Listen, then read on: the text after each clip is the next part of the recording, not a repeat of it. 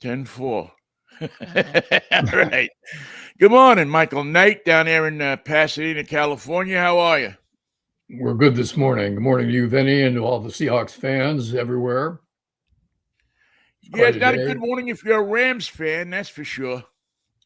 Well, the the pressure on both teams was to continue to score, but then next time you get the ball, you got to score again. You got to stay up. You got to stay ahead. You got to stay active. And the Rams on the 5 yard line did not score one time.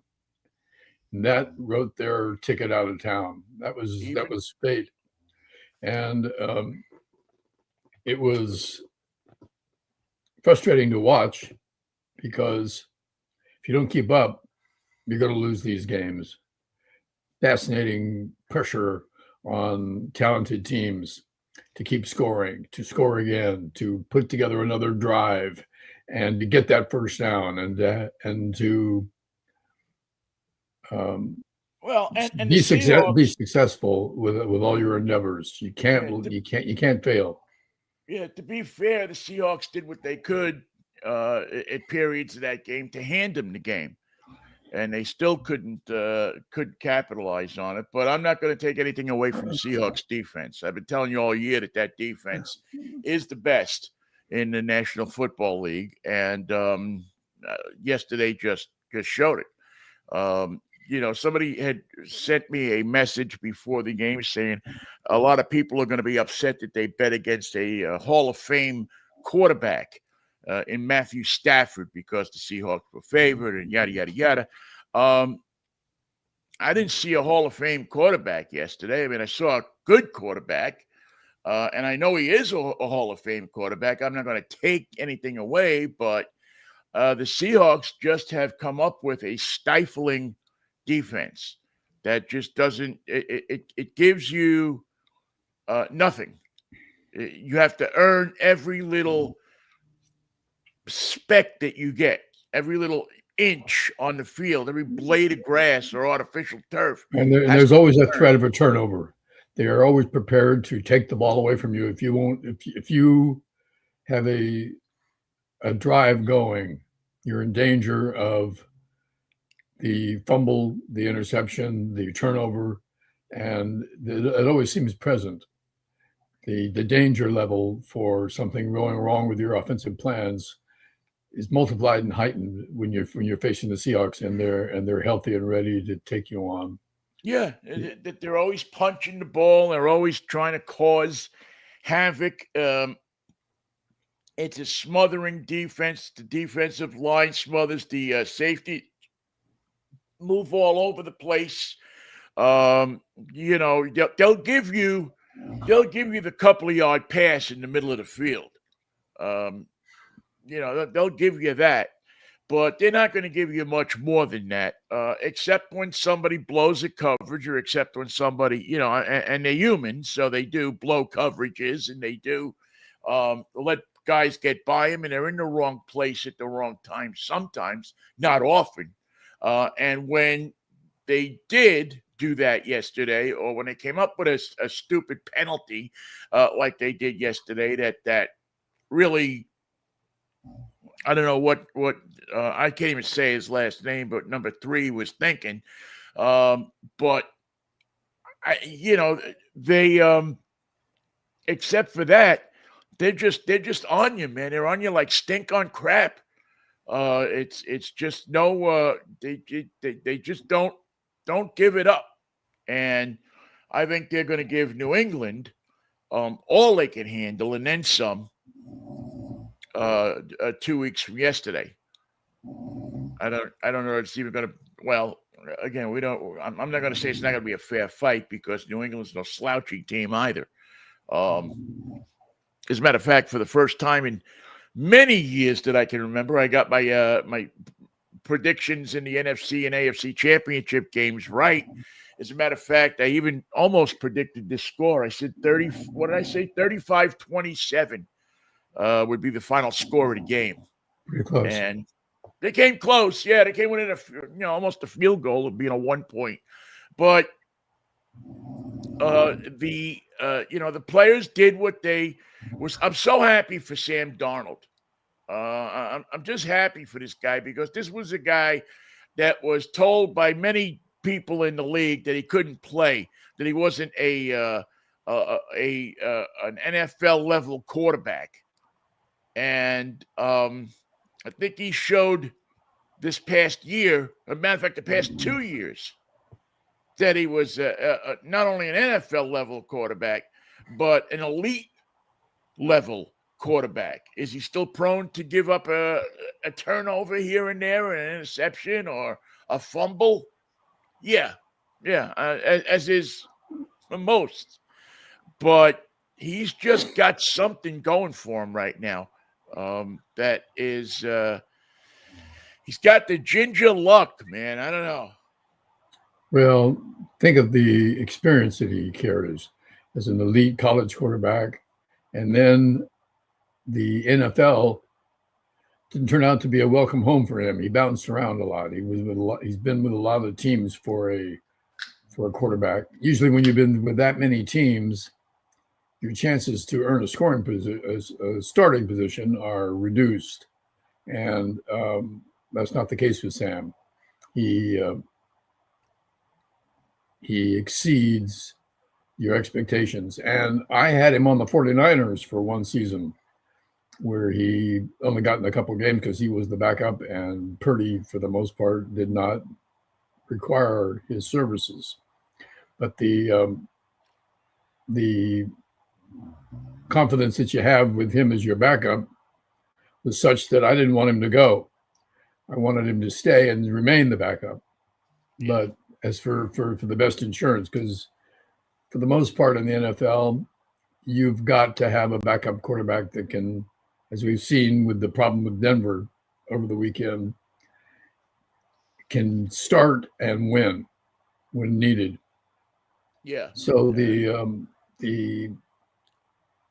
game with the Patriots and the Broncos was exciting because of the opportunity was there, and then the snow came in and it got sloppy, and there was no way that the second team had the same advantage anymore. And in the NFL, if you're a backup quarterback, your errors, the mistake that you're bound to make, the loss of concentration or panic sets in, or you throw a ball and you didn't see the linebacker, are waiting for you. They wait for every backup quarterback because of the challenge that level of play represents in the league. And it was a damn close game, even with all those variables playing. And it's I hope that in better weather, both teams will shine with all their opportunities available, nothing subtracted due to the weather. Yeah. Well, that's one thing we know. It won't be snowing in 2 weeks. No. That's the one thing we're pretty sure of, is that it won't be snowing, and the weather should be. Now, it's not to say it won't be raining. We could run into some terrible. I haven't looked at a 2-week forecast, and I don't know how good a 2-week forecast is, to be honest with you. But generally, the beginning of February can be quite wet in Northern California. And to be honest, it's been quite wet in Northern California already this year. So it hasn't been the best of weather. Hopefully they'll be okay. But, I'm always one of those people who like to see football played in the elements. If it rains, if it's a pouring rainstorm, so be it. Let it rain. Let it pour. Let's see some dirty uniforms and people with their with mud in their helmets, and the whole scene, man. I'm up for that. I like to see that. I like to see the ball move around a lot. I don't know. I'm just I like to see. It's the kind of football I grew up with, and I love to see that kind of just out in the elements, man. The Speaking of old he- P-Star crowd. speaking of heavy weather, what was your neighborhood in Queens like with the storm that hit the big city yesterday? I mean, I've talked to a few people from back there. It seems like it's okay.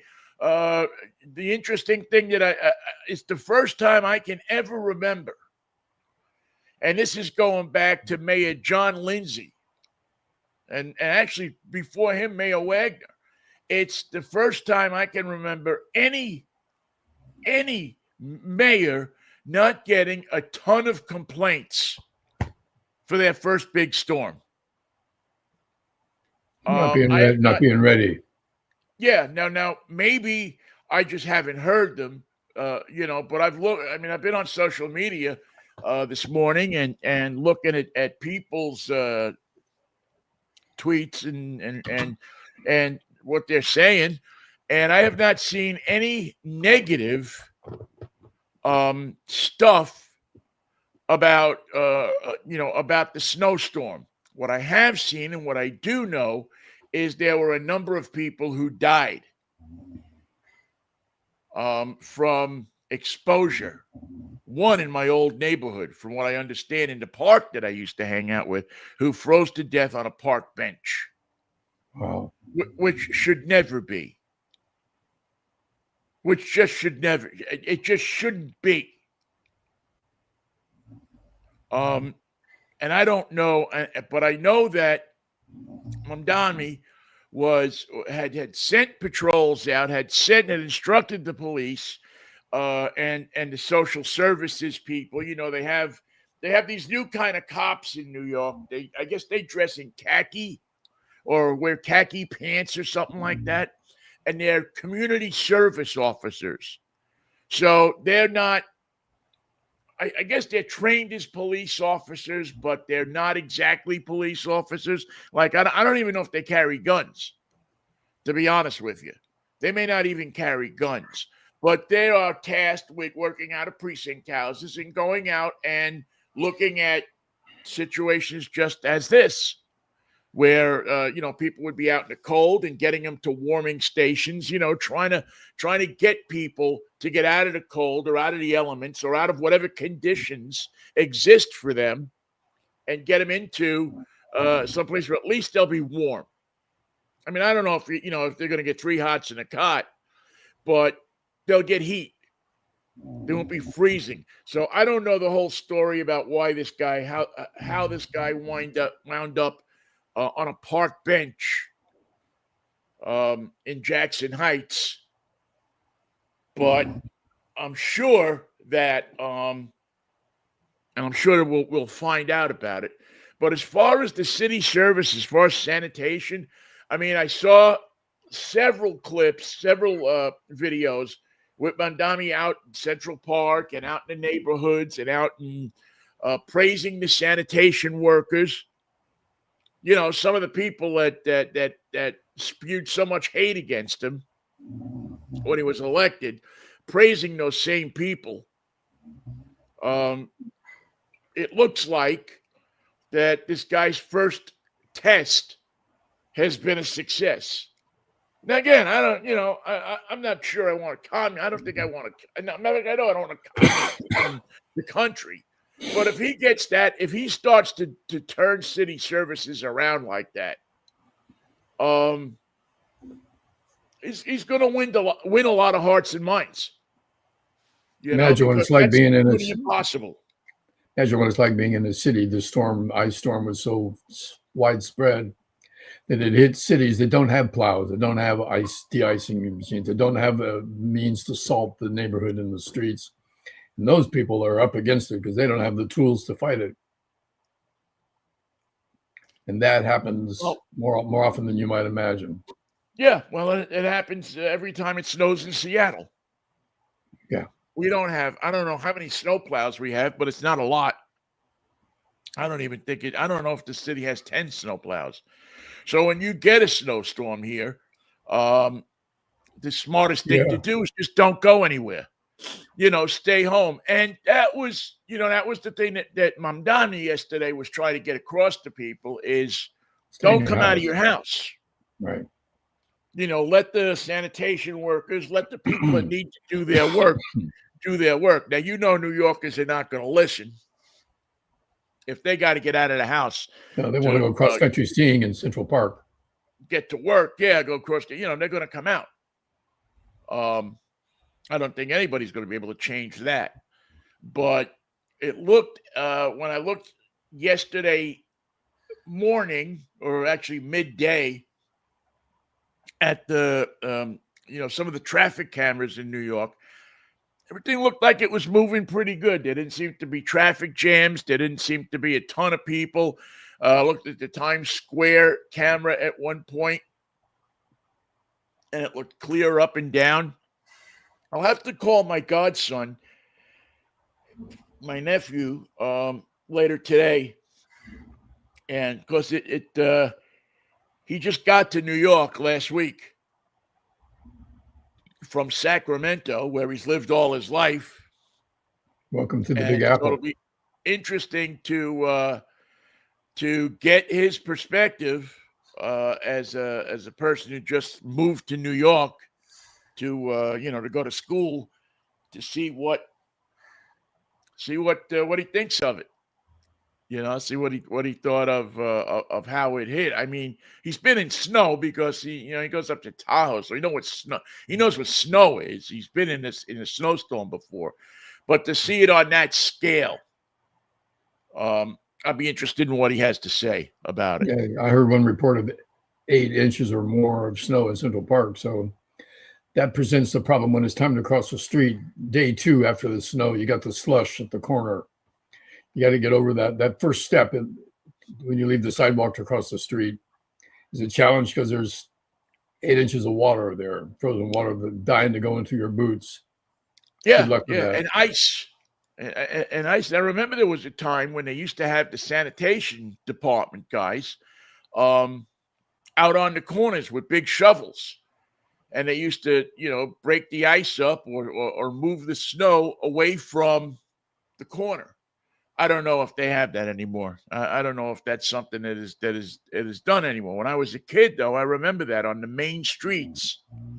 And people used to come out of their houses and shovel snow. And if you lived in the corner house, you moved the snow away from the corner so that people could cross, and people could get through. It didn't always work, but more people did it than didn't do it. There usually was always a corner that you could cross. There was a way to get across the street. But again, an 8 to 10 inches of snow, 12 inches of snow, if you don't have to go anywhere, don't go anywhere. Don't go anywhere. Yeah, just don't go anywhere. If you don't have to go anywhere, these days, you really don't have to go anywhere if you think about it. I mean, you don't have to go. You can get food delivered. You can get groceries delivered. You can get toilet paper delivered. Really, you don't have to go out of the house if you don't want. I mean, you may have to pay a little extra for it, but it beats getting in your car and digging it out. I mean, if I was living back there at 70 years old, I wouldn't be digging my car out of the snow. Let it sit there. Why worry about giving myself a heart attack when you can call the A&P? Well, you can't call it A&P anymore. You can call a supermarket, or what is it? Piggly Amazon, Wiggly. and they'll deliver the groceries to you. And like I said, you may have to pay them a little bit more, but to me, it's always worth it to do that. So, yeah, I think New York City's. Listen, a lot of the East Coast cities are used to it. It's the cities I feel bad for, like in North Carolina, South Carolina, across the southern belt there, the Dallases, the Houstons, who aren't used to this. Right. But now I'm finding out that maybe there is a little something to that climate change. Maybe they ought to invest in some snow plows and snow blowers and people who know what they're doing and how to move the snow around. How to make a berm in the middle of the street. Yeah, how to put chains on tires of buses, that kind of thing.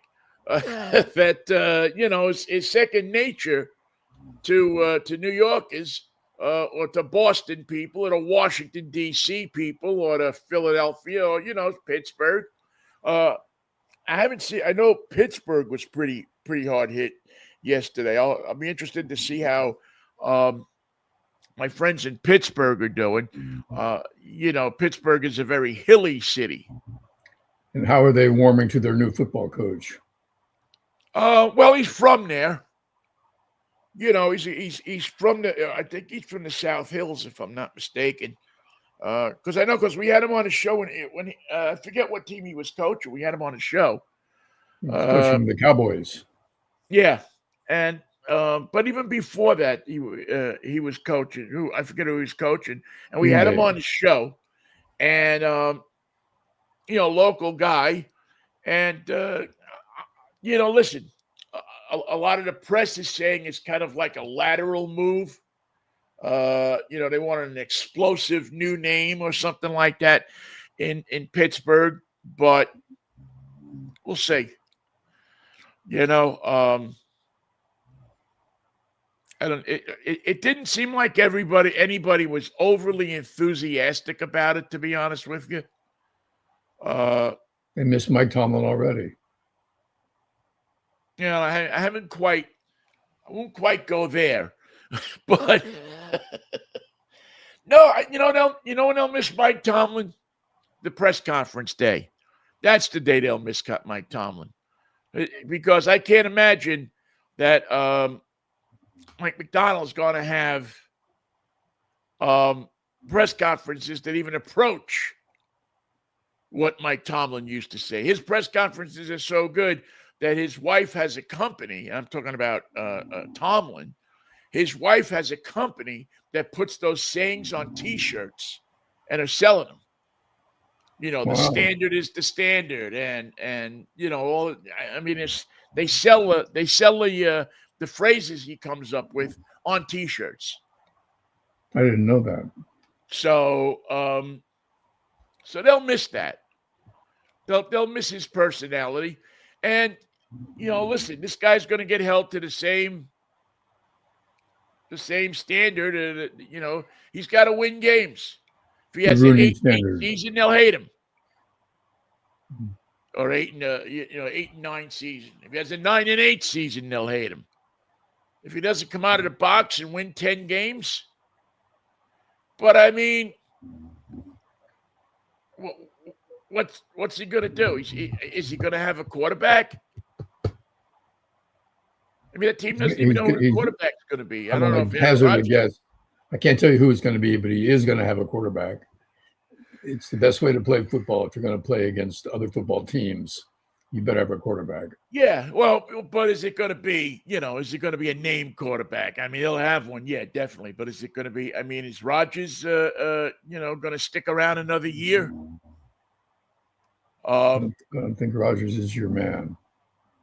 Well, yeah, I think at best Rodgers is going to be a backup somewhere, or he'll just be on call for somebody who goes, who has a quarterback that goes down. He'll be, the league's quarterback in waiting. Or like Philip Rivers, they'll call him once too often.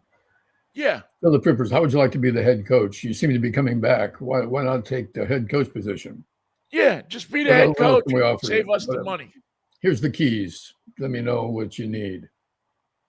Here's good news for you. Harrison Bader has signed a deal with the Giants. The outfielder. According to John Heyman, the MLB, the eminent MLB insider. Harrison is, yeah. What was his team?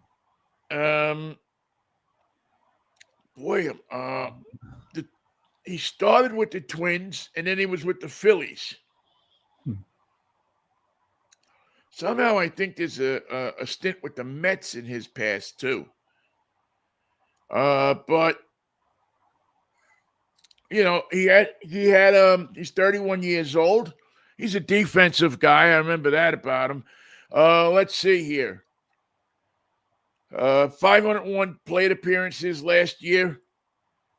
17 home runs, 347 on base percentage. OPS is 796. He's 4 wins above his replacement. I don't know who's his replacement. Chico Marx.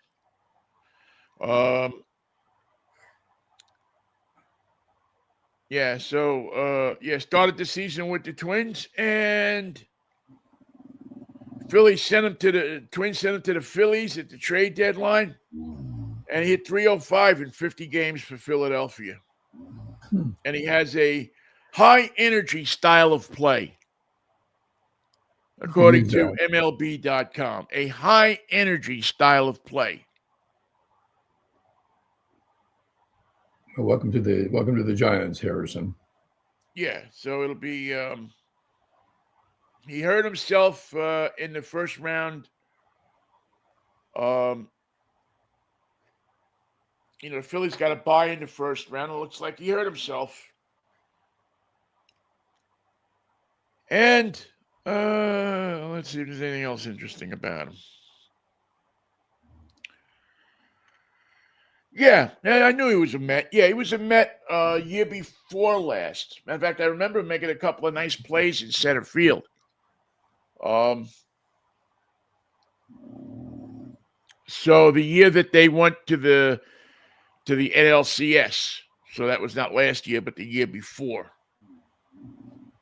So that'll be that's interesting to see the Giants. In the I call it the Italian bred part of the season, Italian bred part of the off season, I should say. This is where you take a nice piece of Italian bread and you swoop it around the gravy that's left in the bowl and see what you can pick up. If you can get a nice piece of pork in there, and there. Put it into the sauce. That's what you got left. You got drippings, gravy drippings. Tasty, but attractive, yes. Quick, yes, but will it fill you up for the whole season? So, I think we have to explain the picture behind you, Vinny. We lost a member of the television entertainment group that entertained kids all over the tri-state area when you were growing up. Yeah, we have behind me. I'll get out of the way here a second.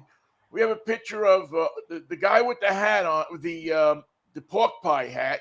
The guy with the top hat on is Looney Skip Rooney. But the guy with the pork pie hat is Uncle Floyd, a.k.a. Floyd Vivino, and his crew. And he used to run a little something in the afternoon called the Uncle Floyd Show. And the Uncle Floyd Show, which had actually a limited run on NBC for a couple of years back in the 80s. I think they used to put it on after Saturday Night Live on Saturday night. It didn't have quite the cachet that it had when it started back in, I guess, about 76 or 77. Vivino and his group of merry pranksters there, Looney Skip Rooney and Netto and Scott Gordon and a couple other characters. Oh, and the little puppet he had was Oogie Pringle. He had a puppet that he used to sit on the piano, and Oogie always used to have smart-ass answers. And Oogie, Uncle Floyd, would play the piano and come out and just, hang out like it was a kid's show. But it wasn't a kid's show. It was clearly a show that was aimed toward people that were smoking pot in the afternoon. But it was one of those shows that you could see through a different lens depending on who you were, what your age was. So it entertained the kids with the kind of kid-type characters, Skip Rooney, the clown, Scott Gordon, the big guy, and of course, Uncle Floyd and you can see him sitting there talking to Steven Tyler.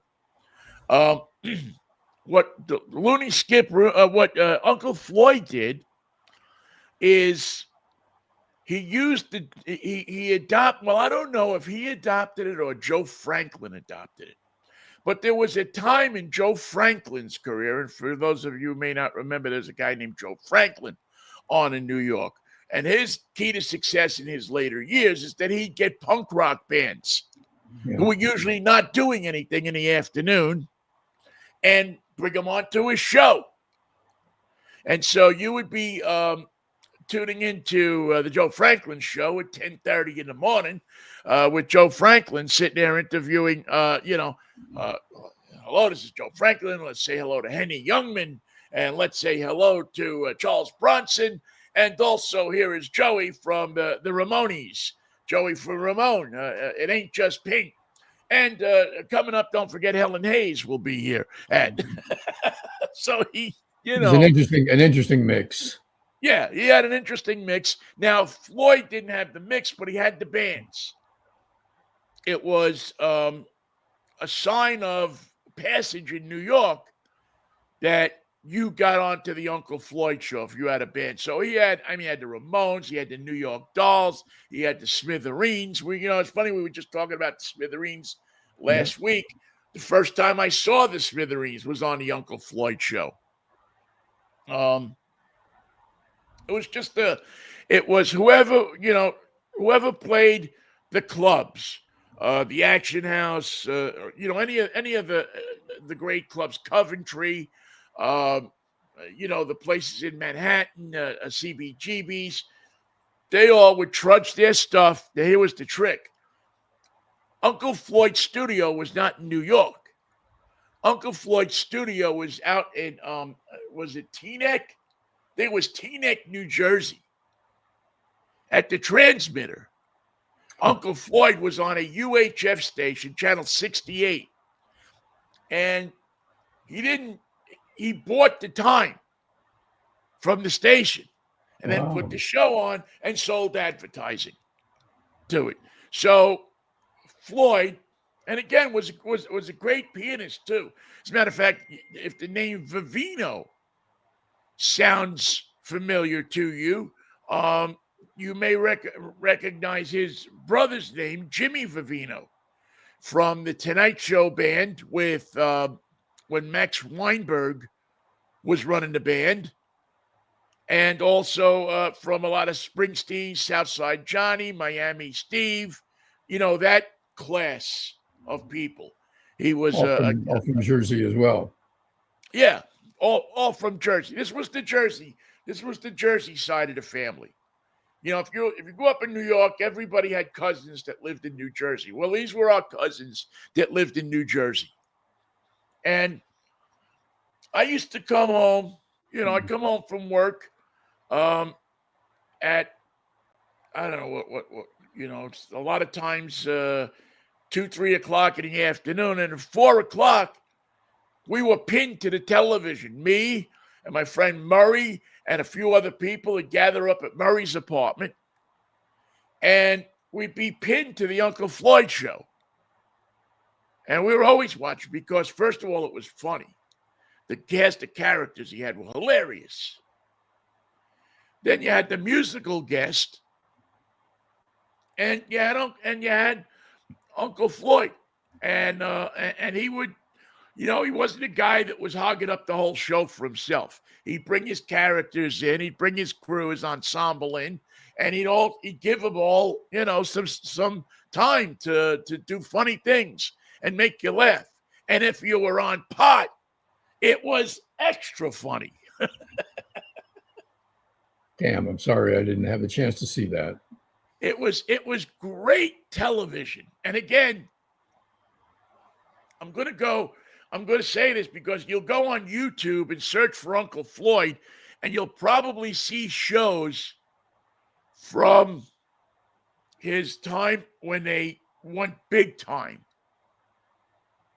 But what you want to see, and I think that a bunch of these shows, because there are rumors going around that there are tapes that exist of these shows, of a lot of the public access television shows, and hopefully they'll put those on YouTube, and people will be able to discover Uncle Floyd once again, and Oogie Pringle, and Looney Skip Rooney, and Neto, and Scott Gordon, and all of the people that were a part of that great ensemble of people that really kept that really entertained us, and entertained a lot of kids. Let's not forget that it was primarily a kids show, but it was one of those things that both kids and their stoned out parents or older brothers could watch and appreciate.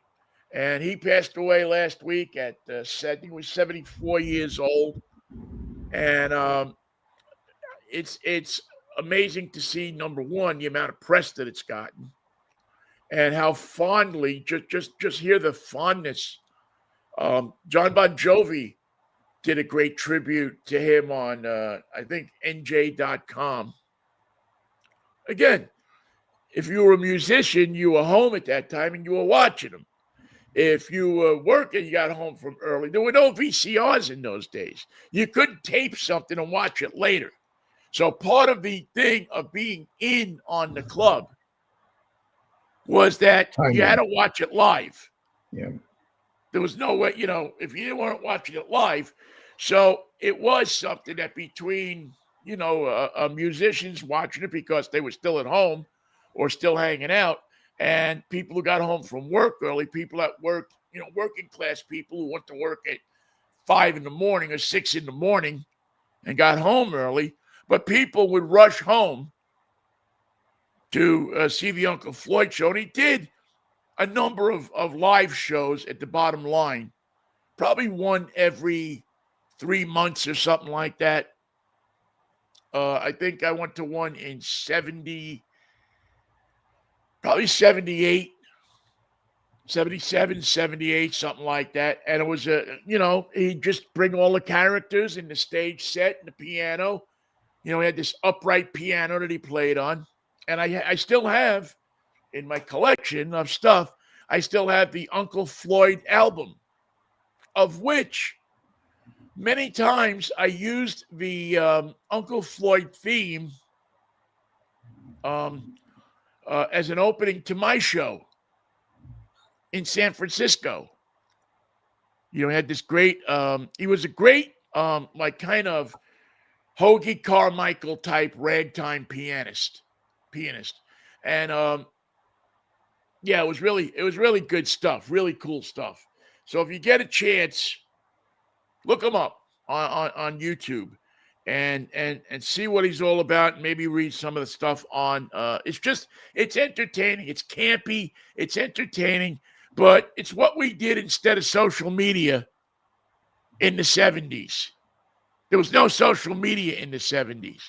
Social media was the radio. You had your favorite DJ, and you would listen to your favorite DJ in the 70s. That's how you would get information on WNEW or WPLJ or something like that.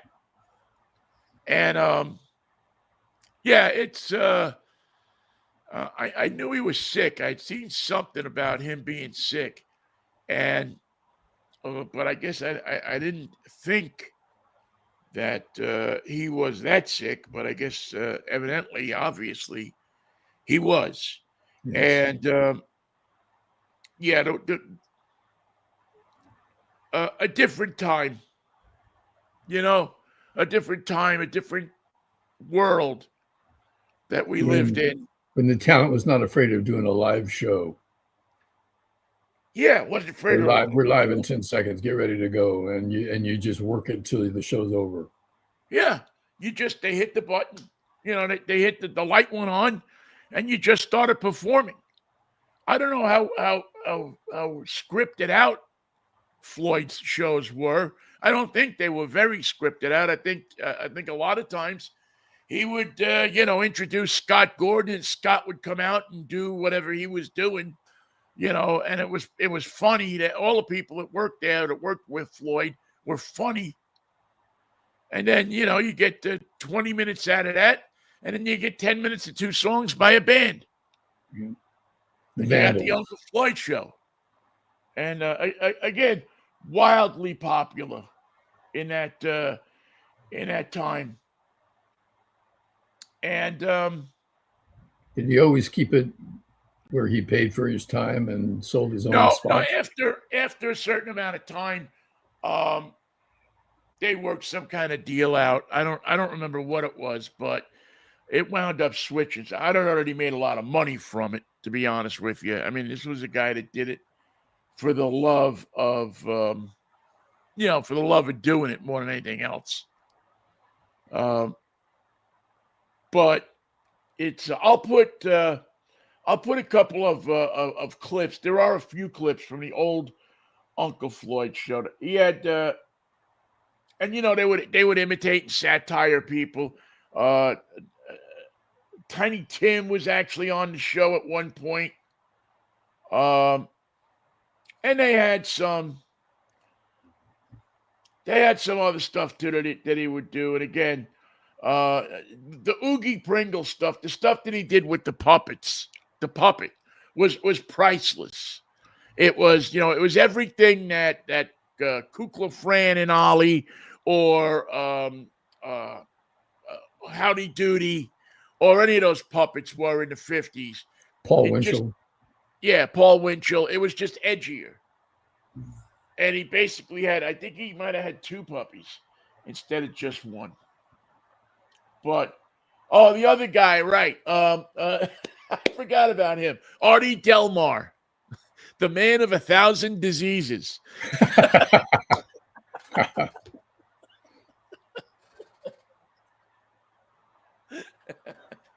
The Robert F. Kennedy of his time. Yeah, this guy, he used to bring him on and he would just complain for 10 minutes about every different disease that he had. Something you could never get away with today. Something that somebody would, oh, no, my God, no, you're making fun of the hemophiliacs or whatever. But Muggsy was the other guy. That's the guy I couldn't remember his name. Muggsy was the other guy. Muggsy and Netto used to kind of hang together. And then, Looney Skip Rooney was dressed as a clown. But it was just a fun show. It was just a bunch of guys having fun and entertaining people. And they got to do it every afternoon. And he was the band leader of that. He was the ringleader. He put together this great cast of guys from Jersey. And I don't think any of them could drive, though. From what I understand, they all sucked driving. But, yeah, the world is I'll have to see if, I would love to get an Uncle Floyd T-shirt. I didn't get one then. They also used to do a thing, and this was, again, that was the days of the McLaughlin Report and all of that kind of stuff. And they did, he had a thing where he had a couple of guys doing the conservative versus the liberal. They would just go on arguing with each other about a big thing at the time that the Uncle Floyd show was on was the law that said that you had to pick up your dog poop. It's a good law. But it didn't exist before like 1976 or 77. Or even later. They had signs that said curb your dog, $25 fine. But if you didn't pick it up, no, cops weren't roaming the street trying to give you $25 fines for not picking up your dog crap. And nobody walked around the street with a bag carrying nobody picked up their dog crap. Times have changed. Yeah, nobody picked it up. You if you saw somebody walking around with a bag of crap in his hand, you probably should figure that he was going to his neighbor's stoop to light it on fire. and ring his doorbell.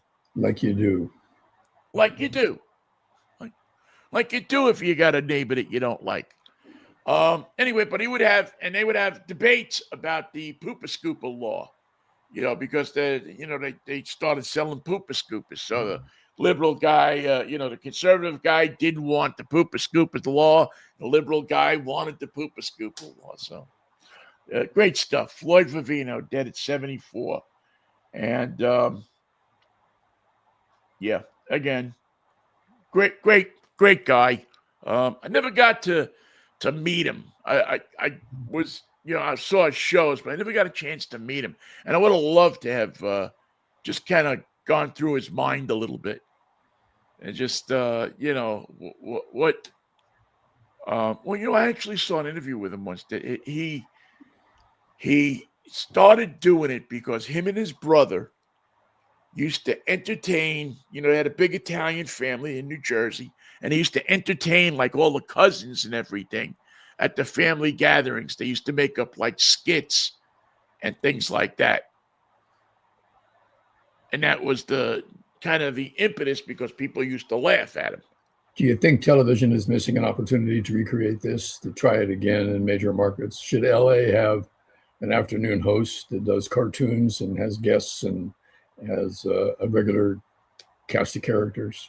Yeah, I'd love to see it, but I'm an old guy. I mean, would kids watch it today? Maybe. They've got nothing to lose with it. I mean,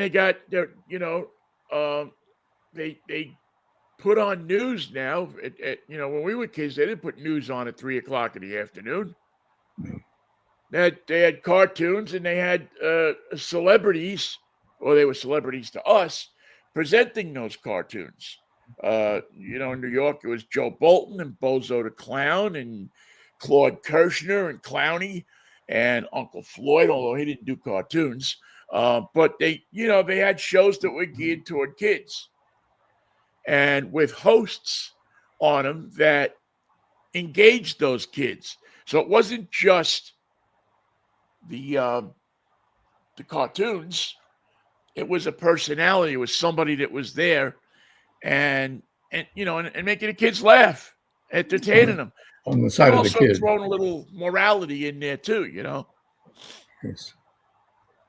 So I think, I don't know if it'd be wildly successful, but I'd much rather come home at 4:00 in the afternoon and watch Uncle Floyd than I would continuing to watch the crap that's the breaking apart of our democracy, and how to have it happening in Minnesota is just so far off the charts. That would not be the place you'd pick. You'd pick New York, you'd pick Seattle, you'd pick Oregon, you'd pick Los Angeles if you had to draw that city's name out of a hat. And it would seem natural, it would seem plausible. But for this all to be happening in Minnesota, in Minneapolis, in the Twin Cities, just seems impossible. And the attitude of, I don't know if you caught the press conference this weekend, Governor Walz and the Attorney General of Minnesota had a press conference. At the same time, of course, the ICE and the Border Patrol decided to hold a press conference. They should have kept their mouth shut. And the gist of the press conference, from the first thing, the Border Patrol guy comes out and says, I'm ashamed to say, I don't even remember his name. He had an Italian last name. He comes out and he says, first thing, we all make choices in our lives. Yeah. That was the gist, that this guy made a wrong choice. We didn't want to kill him. We had to, but the choices he made. He made the choice to get killed. Yeah. And it was amusing to me in the fact that you could see even the ICE guy was backing up from him. And that's the guy who said... He sounded like Hitler. He sounded like Goebbels. He sounded like any one of these Nazi guys that would come on and blame the victims, blame the people, blame the Jews. That's the kind of rhetoric you were getting from this guy. And this is the guy that said that he came to massacre the ICE officers. Yeah, He's going to kill. He's going to that he kill was them there all. that we believe that he was there to massacre the Yep. border patrol or the ICE officers. He had a gun in his holster. Showed no indication of taking that gun out of the holster. Never held the gun, it turned out.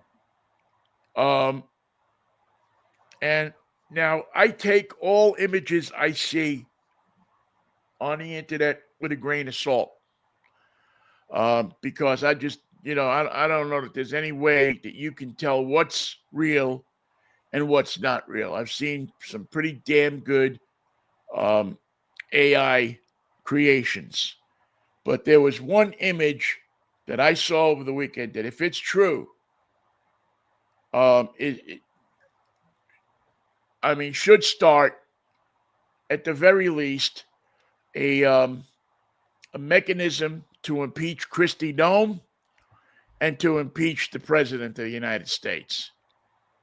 And that was the one where there was one officer holding his gun at the head of Mr. Preddy. And Bill Maher pointed this out on I almost said almost live, but his show on Friday night, that he brought that up, and then he picked up the picture of the Vietnamese protester who was killed in, what was it, 1965, 66, something like that, where the Saigon, I believe it was, police officer held a gun to his head and blew his brains out. Mm-hmm. And how eerily similar they were. Now, again, I don't know, and I'll say this up front, I don't know if this image was real or not real.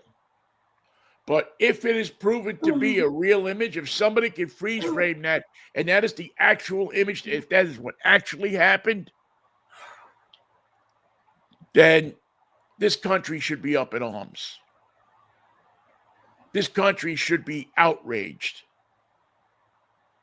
This country should to have Trump's guys continue to lie at every stage of the investigation, to destroy evidence, to refuse to cooperate with the local law enforcement.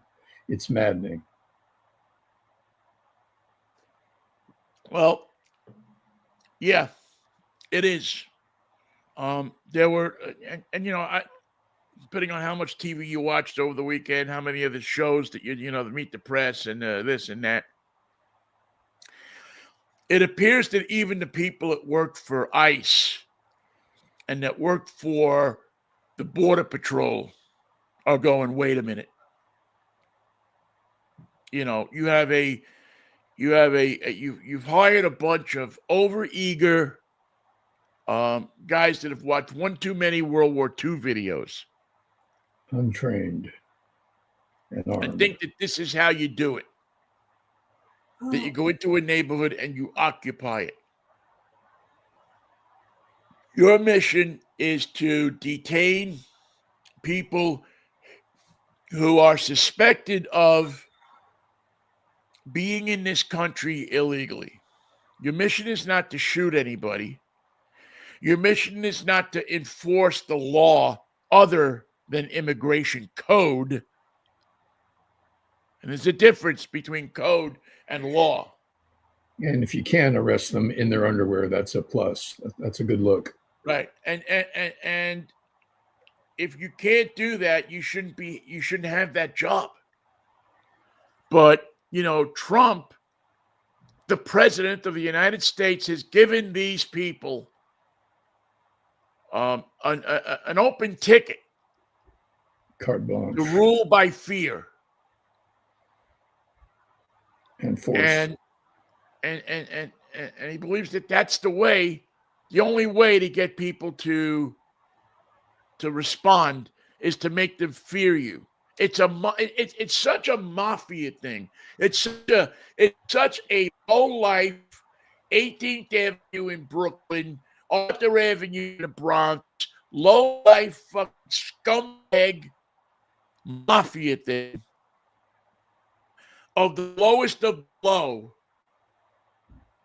that he seems to have adopted as his method of getting people to respect him. And there are people in this country who believe that that's the only way that will clean this country up. Well, you know what? Fuck you. If that's what you think that this country is supposed to be, then we got a problem. And I guess it's time for people to cut and run, or stand by and fight. I don't know what else to say, Michael. It's horrible.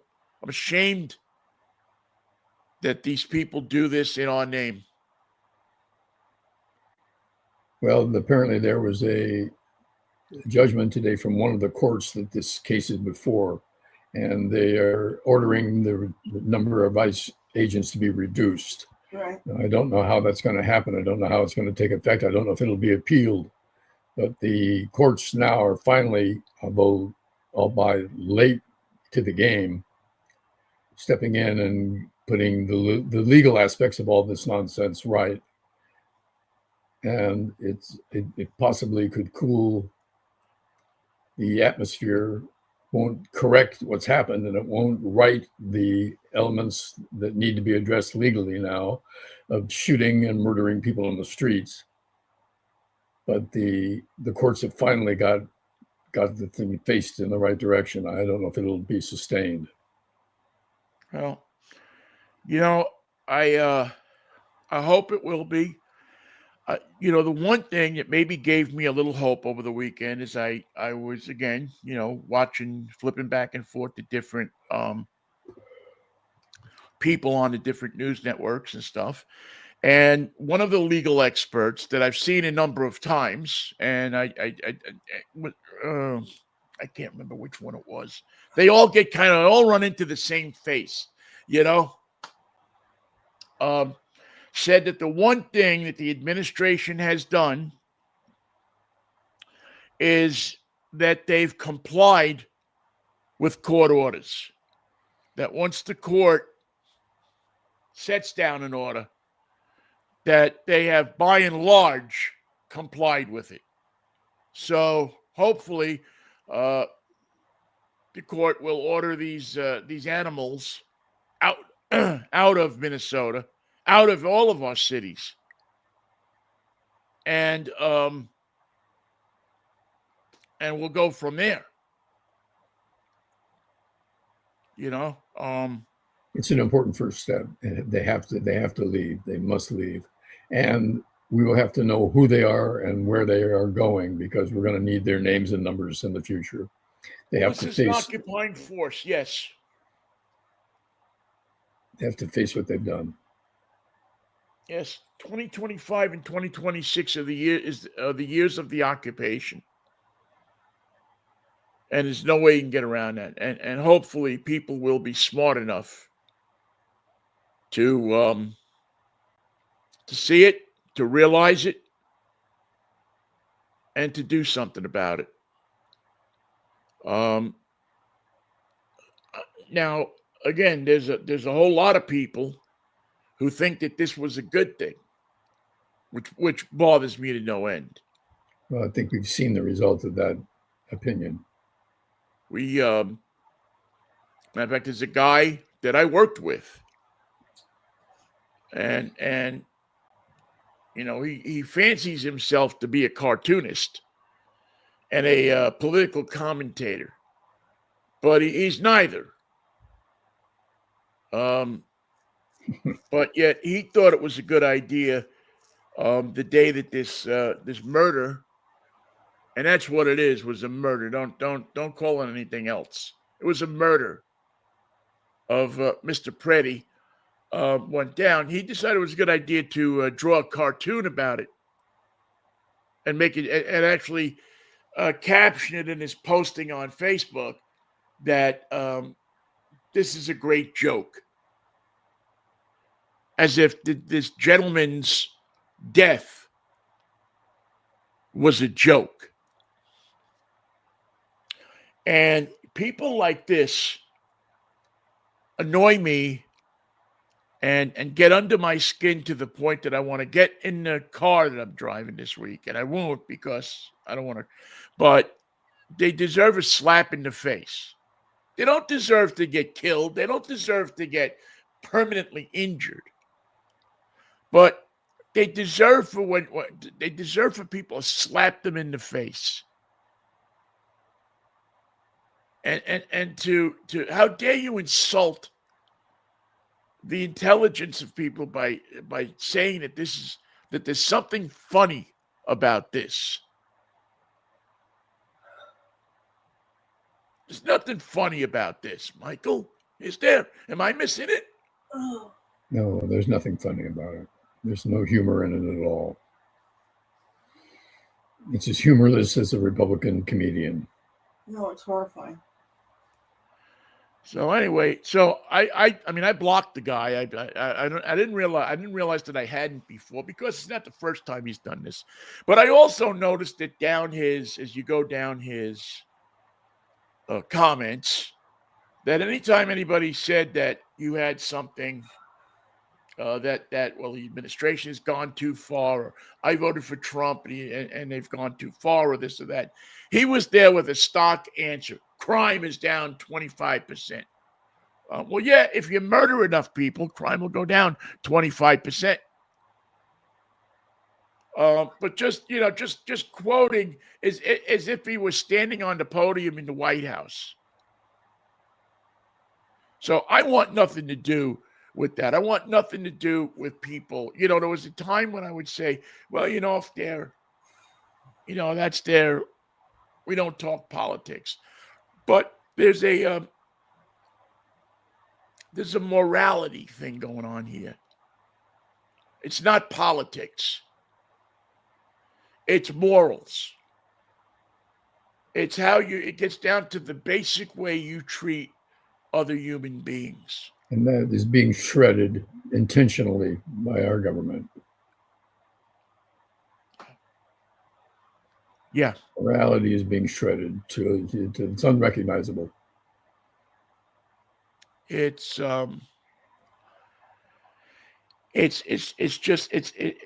breaks my heart.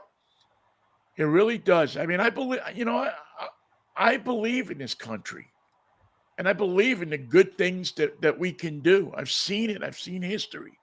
I've seen us do things that help people around the world. I've seen us help eradicate diseases.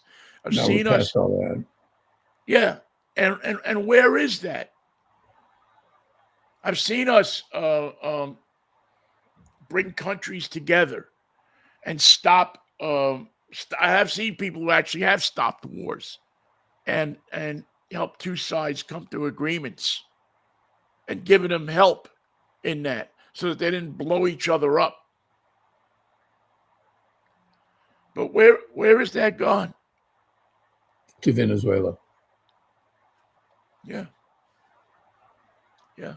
It's a shame. It's a shame that it happens, and it's a shame that there's people that believe in it.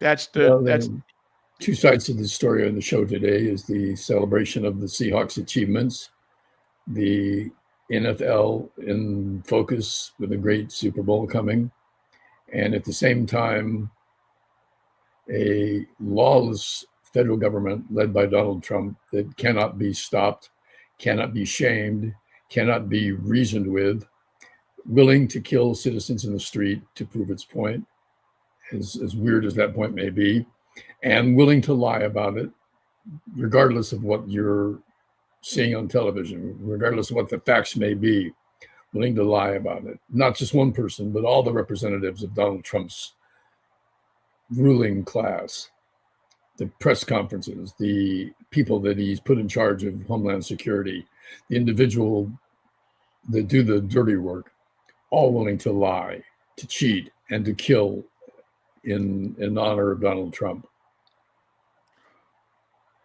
And the question I have, Michael, is why? What's the end game? What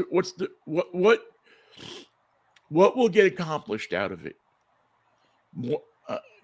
Power, lust, greed, money. Um, what a white America? What will get accomplished out of everything that they're doing? The continuation of the Trump years. They won't stop when the election comes. There'll be a means to bring unrest to cities that cannot be checked, and a way to preserve his presidency, or whatever you want to call it, the dictatorship, beyond his term. I think that's And you're the going to next have big civil war, and you'll have Yeah. bloodshed in the streets. Then you'll have exactly what you said. What is it now? 9 years ago, 10 years ago, that this was not going to end. without tragedy. Without serious tragedy, without deep tragedy. That this is, and it's looking more and more like that prediction. Already it's been tragedy. If you're somebody in this guy's family, if you're somebody in that woman's family, it's ended tragically for you. If you're and the idea, and I know we're up against it, and I'll just say this, and then we can hit it for the day. The idea that that this country, if they get their way, that this country is going to become a peaceful, lawful place to live, is as ludicrous as the people who say, well, if you eradicate the drug dealers, or if you shoot all the people coming up from Venezuela, that the drug problem will be gone. Well, no, the drug problem exists because the American people want drugs. That's what we want. If the American people didn't want drugs, you wouldn't have the problem, right? So it's going then to take smarter people than me to figure it out. That's our morose Monday show. We'll gather on a wacky Wednesday, and hopefully the world will be put straight by then. Yeah, well, if it is, I'll buy you a cherry phosphate at Schwab's. I'll meet you right there at the counter. I always make time for cherry phosphates, especially at Schwab's. If we'll go to Schwab's, if we have to recreate the whole damn place on the corner, we'll just go to the right spot and have the right drink. There you go. Is the newsstand still up, or is that gone? It's all different now. Yeah, that out of town newsstand isn't there anymore, huh? There's one on in Hollywood, but the idea of periodicals is fast eroding to the point where no one subscribes to them. Yeah, it just used to be a cool place. I just used to love going there. When I would go to LA, I just used to love going there and just checking out the different kinds of people that would show up and grab a magazine and just sit there and thumb through it and talk to other people. It was like the coolest library in the world. It was, if you didn't get a chance to go there, you just realized that it was just one of the most beautiful, precious, cool places, just standing on a street corner with magazines up against the wall of a building, a half a block long. Yeah, it was amazing, absolutely amazing. All right, let's do it again on Wednesday, if the Lord's willing and the creek don't rise. Peace, love, and Manischewitz, Michael. Well, we can use all three of those, Vinnie. Let's start with the Manischewitz. We'll go way back. I think that's the right way to go. All right, Michael, take care of yourself. Thank you all for listening, too. We appreciate it. We'll see you Wednesday morning at 10:10. 10:10, right? Yes, 10:10. Yeah, or thereabouts, as we now say. See you, Ben. See you, Mike.